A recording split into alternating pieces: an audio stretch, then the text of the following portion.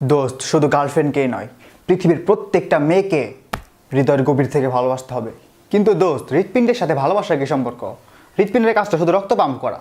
আচ্ছা যাই হোক, পৃথিবীর প্রত্যেকটি কোণায় আমাদেরকে ভালোবাসা পৌঁছে দিতে হবে। কিন্তু দোস্ত, পৃথিবী তো কমলা লেবুর মতো গোল, এর তো কোনো কোণা নেই, তাহলে ভালোবাসাটা কই পৌঁছে দিমু?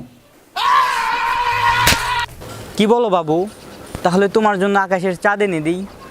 তাইলে মানুষ ঈদ করবো কি দেখা? তোর গার্লফ্রেন্ড রে।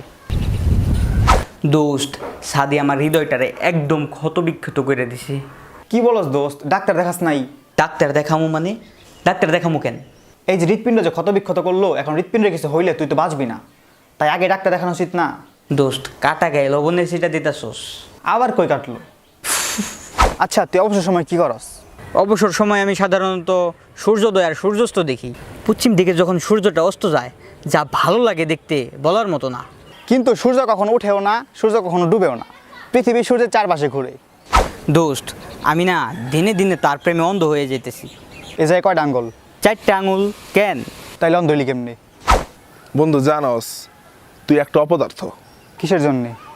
কারণ তুই সারাদিন হাজিরা থাকস আর খালি মানুষের ভুল ধরস, অথচ নিজে কিছু করা পারস না। কিন্তু আমার তো ওজন এবং আয়তন দুইটাই আছে, এবং আমি বল প্রয়োগে বাধা সৃষ্টি করি, তাইলে আমি অপদার্থ কেমনি? আমি তো পদার্থ। ভাই আমারে বললেন কেন? আমি কি করলাম?